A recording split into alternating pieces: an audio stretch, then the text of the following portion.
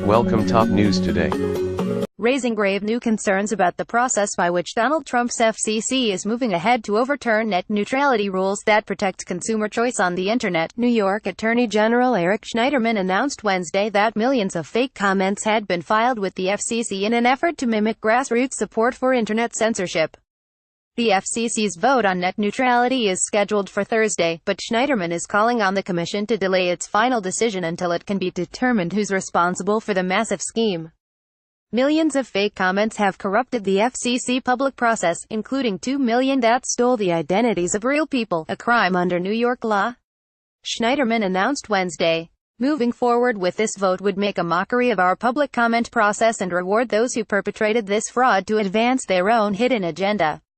The FCC must postpone this vote and work with us to get to the bottom of what happened."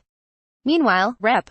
Mike Coffman RCO became the first Republican member of Congress to call for the FCC to delay its vote to repeal net neutrality. Last month, FCC Commission Chairman Ajit Pai, who was installed by Trump earlier this year, announced that the Republican-controlled commission would vote in December to gut the neutrality rules that were put into place during the Obama administration. Such a decision would give internet providers broad powers to determine what websites and online services their customers can see and use, The Washington Post reported. The scheme, like so much of the Republican policy agenda this year, is wildly unpopular with voters.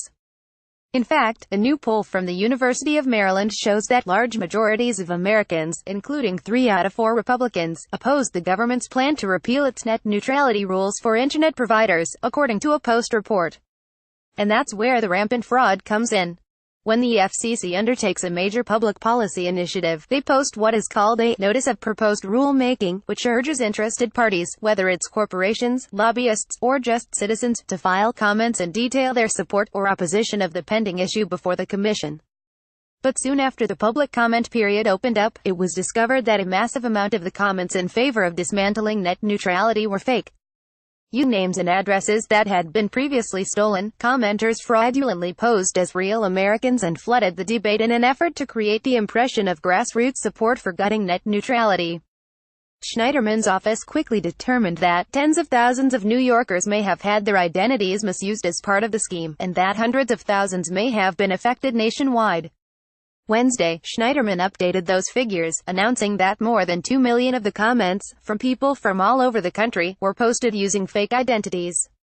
To date, more than 5,000 people have confirmed that specific pro-net neutrality comments posted at the FCC were forgeries. One man even confirmed to the New York AG's office that a comment was made using his dead mother's identity.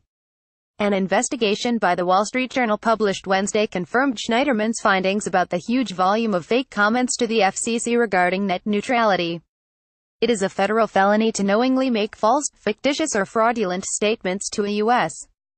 agency, the Journal noted. Despite the criminal nature of the comments, Trump's FCC isn't interested in investigating the scheme. Over the summer, Schneiderman contacted the FCC and urged it to help it identify who was behind the massive misinformation campaign, but the FCC has refused to cooperate. Nearly 30 Senate Democrats recently expressed their dismay and have urged the FCC to investigate.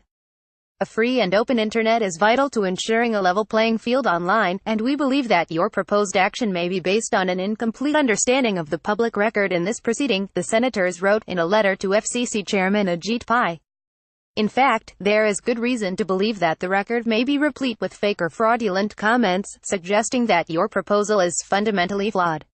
The public debate has been corrupted by fake comments, and Trump's FCC doesn't even care to find out who do it.